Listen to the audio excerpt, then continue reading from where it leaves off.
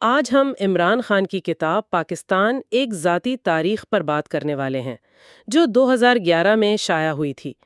یہ کوئی عام تاریخ کی کتاب نہیں ہے، بلکہ یہ پاکستان کی کہانی ہے جو مصنف کی اپنی زندگی کے ساتھ ساتھ چلتی ہے۔ تو آج ہم یہ سمجھنے کی کوشش کریں گے کہ کتاب کے مطابق 1947 میں جس خواب کے ساتھ پاکستان بنا تھا، وہ راستہ بھٹک کر آج یہاں تک کیسے پہنچا۔ جی، اور یہ ایک بہت دلچسپ نقطہ ہے کیونکہ کتاب کا جو مرکزی خیال ہے وہ روایتی تاریخ سے کافی ہٹ کر ہے۔ مصنف کا اصل میں یہ کہنا ہے کہ پاکستان کا بحران ایک شناختی بحران ہے۔ مطلب ایک طرف بانیان پاکستان جناح اور اقبال کا ایک اسلامی فلاحی ریاست کا خواب تھا، دوسری طرف نیو آبادیاتی دور کی غلامانہ ذہنیت، اور ان دونوں کے بیچ میں ایک خود غرض حکمران طبقہ تھا۔ تو یہ کتاب اسی کشمکش کی ایک ذاتی کہانی ہے۔ اچھا، تو آئیے اسی خواب سے شروع کرتے ہیں۔ کتاب میں مصنف اپنے بچپن کے پاکستان کو ایک بہت ہی پر امید دور کے طور پر پیش کرتے ہیں، لیکن کیا یہ صرف ایک امیر طبقے سے تعلق رکھنے والے فرد کا ذاتی نظریہ ہے، یا کتاب یہ دعویٰ کرتی ہے کہ یہ احساس اس وقت پورے ملک میں تھا؟ دیکھیے، کتاب کے مطابق تو یہ احساس کافی حد تک عام تھا۔ ایک نیا ملک بننے کا ایک جوش تھا، ایک جذبہ تھا۔ مصنف لکھتے ہیں کہ ان کی نسل خوش قسمت تھی کہ وہ ایک آزاد ملک میں پیدا ہوئی۔ ان کے والدین نے انہیں بتایا کہ وہ کتنے خوش قسمت ہیں کہ انہیں انگریزوں کی غلامی نہیں دیکھنی پڑی۔ لیکن مصنف کے نزدیک یہ پر امید دور بہت جلد ختم ہونا شروع ہو گیا، خاص طور پر قائد اعظم کی وفات کے فوراً بعد۔ وہ لکھتے ہیں کہ میرے لیے ہمارے ملک کی مشکلات کا آغاز 1947 کے فوراً بعد ہوا، جب ہم نے اپنے عظیم رہنما جناح کو کھو دیا۔ اور وہ اس ابتدائی دور کی تصویر بہت ذاتی یادوں کے ذریعے کھینچتے ہیں۔ لاہور کے زمان پارک میں ان کا بچپن گزرا، وہ جس طرح اس کی تفصیل بتاتے ہیں وہ آج کے لاہور سے بہت مختلف لگتا ہے۔ بالکل، وہ ایک ایسے لاہور کی بات کرتے ہیں جو شاید اب ہے ہی نہیں۔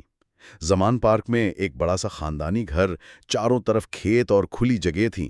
وہ بتاتے ہیں کہ ماحول ایک گاؤں جیسا تھا۔ ہر گھر میں تازہ دودھ کے لیے گائے بھینس ہوتی تھیں اور بچے سارا دن باہر کھیلتے تھے، اور اسی ماحول میں ان کی والدہ نے ان کی تربیت کی۔ کتاب میں ان کی والدہ کا کردار بہت اہم نظر آتا ہے۔ جی، خاص طور پر ان کی پشتون شناخت کے حوالے سے وہ اپنی والدہ کے برکی قبیلے سے تعلق کا ذکر بڑے فخر سے کرتے ہیں نا؟ جی، اور یہ بھی بتاتے ہیں کہ ان کی والدہ انہیں برطانوی راج کے خلاف مزاحمت کی کہانیاں سنایا کرتی تھیں۔ ٹیپو سلطان کا وہ مشہور قول کہ شیر کی ایک دن کی زندگی گیدڑ کی 1000 سالہ زندگی سے بہتر ہے، وہ کہتے ہیں کہ یہ ان کی والدہ نے ہی ان کے ذہن میں بٹھایا تھا۔ اچھا۔ اور یہ بات بہت اہم ہے کیونکہ یہی سوچ آگے چل کر ان کی شخصیت کا ایک مرکزی حصہ بنتی ہے۔ ان کی والدہ نے ان میں یہ احساس پیدا کیا کہ پشتونوں کو کبھی غلام نہیں بنایا جا سکا۔ یہ صرف ایک کہانی نہیں تھی، یہ ایک نظریہ تھا جو انہیں وراثت میں ملا، اور یہی نظریہ بعد میں اس نو آبادیاتی ذہنیت سے ٹکراتا ہے جس پر وہ کتاب میں اتنی شدید تنقید کرتے ہیں۔ تو اسی نو آبادیاتی ذہنیت پر آتے ہیں۔ کتاب میں ایک اصطلاح استعمال ہوئی ہے، براؤن صاحب۔ اس سے مصنف کی کیا مراد ہے؟ براؤن صاحب سے مراد وہ پاکستانی طبقہ ہے جو جسمانی طور پر تو آزاد ہو گیا لیکن ذہنی طور پر اب بھی انگریزوں کا غلام تھا۔ کتاب میں اس کی بڑی واضح مثالیں دی گئی ہیں، جیسے لاہور کا پنجاب کلب یا کراچی کا سندھ کلب۔ مصنف لکھتے ہیں کہ یہ جگہیں انگریزوں کے جانے کے بعد بھی انہی کی ثقافت کے مراکز بنے رہے۔ وہاں جانے کے لیے انگریزی لباس پہننا، انگریزی آداب اپنانا ضروری تھا، ورنہ آپ کو حقارت سے دیکھا جاتا تھا۔ اچھا، وہ ایک واقعہ بھی بتاتے ہیں نا کہ انہیں شلوار قمیض میں کلب میں داخلے سے روک دیا گیا تھا؟ جی بالکل، انہیں تقریباً روک ہی دیا گیا تھا۔ تو یہ بڑی عجیب بات ہے کہ ایک آزاد ملک میں آپ کو اپنے ہی قومی لباس میں شرمندگی کا سامنا کرنا پڑے۔ صحیح۔ اور یہی تو کتاب کا مرکزی نقطہ ہے۔ مصنف کا ماننا ہے کہ حکمران طبقے نے انگریزوں کے بنائے ہوئے نظام کو تبدیل کرنے کے بجائے انہی کے جوتوں میں پاؤں ڈال لیے۔ زبان، قانون، بیوروکریسی سب کچھ وہی رہا۔ اس سے ایک حقیقی آزاد قومی شناخت کبھی پنپ ہی نہیں سکی۔ اور عوام اور حکمرانوں کے درمیان ایک خلیج پیدا ہو گئی۔ بالکل، ایک بہت بڑی خلیج۔ اسی دور میں 1965 کی جنگ کا بھی ذکر ہے۔ مصنف اسے ایک 13 سالہ لڑکے کی نظر سے دیکھتے ہیں۔ یہ ایک ذاتی یادداشت ہے، لیکن وہ اسے ایک بڑے قومی جذبے کی علامت کے طور پر استعمال کرتے ہیں۔ جی، وہ لکھتے ہیں کہ جب لاہور پر بمباری ہو رہی تھی تو پورے شہر میں ایک عجیب اتحاد اور مزاحمت کا جذبہ تھا۔ وہ اپنے کزنز کے ساتھ والد کی دی ہوئی رائفل لے کر شہر کے دفاع کے لیے نکلنا چاہتے تھے۔ ظاہر ہے انہیں کم عمر ہونے کی وجہ سے واپس بھیج دیا گیا، لیکن یہ واقعہ اس وقت کے قومی جذبے کو بہت اچھی طرح ظاہر کرتا ہے۔ وہ کہتے ہیں کہ اس وقت پاکستانی ہونا ایک فخر کی بات تھی۔ جنگ کے بعد کے سیاسی حالات پر آتے ہیں۔ کتاب میں ذوالفقار علی بھٹو کا ذکر کافی تفصیل سے ہے۔ ایک طرف تو بہت ذہین اور کرشماتی رہنما کہا گیا ہے، لیکن دوسری طرف ان پر شدید تنقید بھی کی گئی ہے۔ کتاب بھٹو کو ایک بہت پیچیدہ شخصیت کے طور پر پیش کرتی ہے، ایک ایسا رہنما جس میں پاکستان کو بدلنے کی بے پناہ صلاحیت تھی، جو عوام کی نبض کو سمجھتا تھا، لیکن مصنف کے مطابق ان کی ایک بہت بڑی کمزوری تھی، جسے وہ جاگیردارانہ ذہنیت کہتے ہیں۔ یہ اصطلاح بہت استعمال ہوتی ہے۔ کتاب کے مطابق اس کا اصل مطلب کیا ہے؟ دیکھیں، کتاب کے مطابق یہ صرف زمین کی ملکیت نہیں بلکہ ایک رویہ ہے۔ یہ وہ ذہنیت ہے جو اختلاف رائے برداشت نہیں کر سکتی، جو ہر چیز کو ذاتی انا کا مسئلہ بنا لیتی ہے اور جو طاقت کو اپنے مخالفین کو کچلنے کے لیے استعمال کرتی ہے۔ مصنف کا کہنا ہے کہ بھٹو کی تمام تر ذہانت اور قابلیت پر ان کی یہی جاگیردارانہ ذہنیت حاوی ہو گئی۔ اچھا، تو یہ سیاسی رہنماؤں پر تنقید اور ملکی حالت پر مایوسی، ایسا لگتا ہے کہ اسی دور میں مصنف نے جوابات کے لیے اپنے اندر جھانکنا شروع کیا۔ کتاب کا ایک حصہ جو مجھے بہت دلچسپ لگا وہ ان کا روحانی سفر ہے۔ یہ ایک ایسے شخص کے لیے ایک بڑی تبدیلی ہے جسے دنیا ایک پلے بوائے کرکٹر کے طور پر جانتی تھی۔ جی، اور کتاب کے مطابق یہ تبدیلی بالتدریج آئی۔ یہ کوئی ایک دن کا واقعہ نہیں تھا۔ کرکٹ کی زندگی نے انہیں شہرت دی، پیسہ دیا، سب کچھ دیا، لیکن اندر ایک خالی پن کا احساس تھا۔ وہ لکھتے ہیں کہ وہ وجود کے بنیادی سوالات کے بارے میں سوچنے لگے کہ زندگی کا مقصد کیا ہے، موت کے بعد کیا ہے۔ ان سوالات کے جوابات انہیں مغربی ثقافت میں نہیں ملے۔ پھر انہوں نے علامہ اقبال، علی شریعتی اور دوسرے مسلم مفکروں کو پڑھنا شروع کیا، اور آہستہ آہستہ اسلام کے بارے میں ان کی سمجھ گہری ہوتی گئی۔ اور یہ روحانی سفر صرف ذاتی اصلاح تک محدود نہیں رہا، اس نے ان کی عوامی زندگی پر بھی گہرا اثر ڈالا۔ بالکل، کتاب میں وہ ایک بہت اہم نقطہ اٹھاتے ہیں۔ وہ کہتے ہیں ایک روحانی شخص معاشرے کی ذمہ داری لیتا ہے، جبکہ ایک مادہ پرست شخص صرف اپنی ذمہ داری لیتا ہے۔ ان کے لیے روحانیت کا مطلب دنیا سے کٹ جانا نہیں بلکہ معاشرے سے مزید جڑ جانا تھا، اور یہی وہ سوچ تھی جس نے انہیں 1992 ورلڈ کپ جیتنے کے بعد اپنی والدہ کے نام پر کینسر ہسپتال بنانے پر مجبور کیا۔ ہسپتال بنانے کا تجربہ ان کے لیے ایک اہم موڑ ثابت ہوا ہے نا؟ کتاب میں وہ اس کا ذکر کیسے کرتے ہیں؟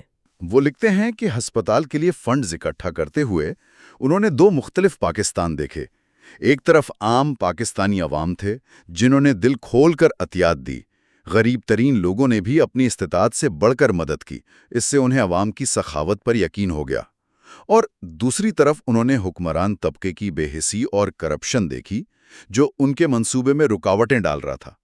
تب انہیں لگا کہ اگر اس ملک کو بچانا ہے تو اس سیاسی مافیا سے جان چھڑانی ہوگی۔ تو کیا یہی وہ لمحہ تھا جب ایک کرکٹر اور سماجی کارکن نے سیاستدان بننے کا فیصلہ کیا؟ جی، کتاب کے مطابق یہی وہ فیصلہ کن موڑ تھا۔ ورلڈ کپ کی جیت نے انہیں قومی ہیرو بنا دیا تھا، اور ہسپتال کے منصوبے نے انہیں عوام کی طاقت کا احساس دلا دیا تھا۔ بالکل، وہ اس نتیجے پر پہنچے کہ صرف ایک ہسپتال بنانے سے نظام ٹھیک نہیں ہوگا، بلکہ نظام کو ٹھیک کرنے کے لیے سیاست میں آنا پڑے گا۔ اور یہ فیصلہ ان کے روحانی سفر کا ایک منطقی نتیجہ تھا۔ کہتے ہیں اس دور کی ناکامی کی وجہ کیا تھی؟ کتاب کا موقف ہے کہ یہ جمہوریت کے نام پر ایک مذاق تھا۔ دو بڑی سیاسی جماعتیں باری باری اقتدار میں آتی اور ان کا واحد مقصد ملک کو لوٹنا ہوتا۔ کرپشن، اقربا پروری، بد انتظامی سب عروج پر تھا۔ مصنف اسے سیاسی میوزیکل چیئرز کا کھیل کہتے ہیں۔ اور اسی سیاسی انحطاط کے دور میں 1992 کرکٹ ورلڈ کپ کی جیت ہوئی۔ کتاب میں اسے صرف ایک کھیلوں کی فتح نہیں بلکہ ایک قومی امید کی کرن کے طور پر پیش کیا گیا ہے۔ ہاں، وہ منظر بہت جذباتی انداز میں بیان کیا گیا ہے۔ جب پاکستانی ٹیم ٹرافی کے ساتھ لاہور ایئرپورٹ سے نکلی تو سڑکوں پر میلوں لمبا انسانی سمندر تھا۔ مصنف لکھتے ہیں کہ لوگوں کے چہروں پر جو خالص خوشی تھی اسے دیکھ کر انہیں ایک گہرا اطمینان ہوا۔ وہ کہتے ہیں کہ شاید یہ آخری موقع تھا جب پورا پاکستان ہر قسم کے اختلافات بھلا کر ایک قوم کے طور پر متحد اور خوش نظر آیا۔ اس لمحے نے انہیں دکھایا کہ اگر صحیح قیادت ملے تو یہ قوم کیا کچھ کر سکتی ہے۔ جی بالکل۔ کتاب میں وہ بار بار اپنی پشتون جڑوں کی طرف لوٹتے ہیں، خاص طور پر قبائلی علاقوں اور وزیرستان کا ذکر کافی تفصیل سے کیا گیا ہے۔ یہ علاقے ان کے پاکستان کے نظریے میں اتنے اہم کیوں ہیں؟ کیونکہ مصنف کے نزدیک قبائلی علاقے پاکستان کی آزاد روح کی علامت ہیں۔ یہ بر صغیر کا وہ واحد خطہ ہے جسے سکندر اعظم سے لے کر برطانوی سلطنت تک کوئی بھی مکمل طور پر اپنے زیر تسلط نہیں لا سکا۔ وہ ونسٹن چرچل کا ایک قول بھی نقل کرتے ہیں کہ سرحدی قبائل کبھی غیر ملکی قبضہ قبول نہیں کریں گے۔ تو مصنف کا استدلال یہ ہے کہ جب امریکہ نے 9/11 کے بعد پاکستان پر دباؤ ڈالا کہ وہ ان علاقوں میں اپنی فوج بھیجے تو اس نے اس تاریخی حقیقت کو نظر انداز کیا جس کے نتیجے میں ایک تباہ کن جنگ شروع ہوئی، صحیح، جس نے قبائلی معاشرے کو تباہ کر دیا اور پاکستان کو بھی شدید نقصان پہنچایا۔ تو کتاب کے آخر میں ان تمام تجربات، تاریخی حوالوں اور سیاسی تجزیوں کو ملا کر پاکستان کے مستقبل کے لیے کیا خاکہ پیش کیا گیا ہے؟ دیکھیے، کتاب کا ویژن علامہ اقبال کے نظریات پر مبنی ہے۔ مصنف کا ماننا ہے کہ پاکستان ایک گہری تقسیم کا شکار ملک بن چکا ہے، جہاں طاقت کا مرکز پنجاب کو سمجھا جاتا ہے اور دیگر قومیت جیسے پشتون، بلوچ، سندھی وہ محرومی اور بیگانگی کا شکار ہیں۔ وہ اس مسئلے کو ملک کی بقا کے لیے سب سے بڑا خطرہ قرار دیتے ہیں اور ان کے مطابق حل ایک ایسی فلاحی ریاست کے قیام میں ہے جہاں قانون کی حکمرانی ہو، انصاف سب کے لیے برابر ہو اور اختیارات نچلی سطح تک منتقل کیے جائیں۔ تو اگر ہم اس ساری گفتگو کا نچوڑ نکالیں تو پاکستان ایک ذاتی تاریخ صرف ایک شخص کی سوانح عمری نہیں ہے، بلکہ یہ پاکستان کی ناکامیوں کی ایک تشخیص بھی ہے۔ بالکل، یہ کتاب ملک کے مسائل کا ذمہ دار ایک کرپٹ اور خود غرض حکمران طبقے کو ٹھہراتی ہے جس نے بانیان پاکستان کے نظریات کو بھلا دیا، اور حل کے طور پر یہ اسی اصل ویژن کی طرف واپسی کی تجویز دیتی ہے، یعنی ایک ماڈرن، جمہوری اور انصاف پر مبنی اسلامی فلاحی ریاست۔ اور شاید یہ کتاب مغرب میں پاکستان کے بارے میں جو غلط فہمیاں ہیں انہیں دور کرنے کی بھی ایک کوشش ہے۔ جی، یہ بھی اس کا ایک اہم مقصد ہے۔ لیکن آخر میں ایک سوال ذہن میں آتا ہے جسے ہمیں اپنے سننے والوں کے لیے چھوڑنا چاہیے۔ یہ کتاب 2011 میں لکھی گئی تھی جب مصنف اپوزیشن میں تھے، تو ایک ذاتی تاریخ جو ایک خاص سیاسی نقطہ نظر سے اور ایک دہائی سے بھی زیادہ عرصہ پہلے لکھی گئی ہو، آج کے دور میں ایک ملک کی پیچیدہ اور مسلسل بدلتی ہوئی کہانی کو سمجھنے میں کس حد تک مددگار ثابت ہو سکتی ہے؟ کیا اس میں کی گئی تشخیص آج بھی اتنی ہی متعلق ہے، یا وقت کے ساتھ بیماری کی علامات اور بھی پیچیدہ ہو گئی ہیں؟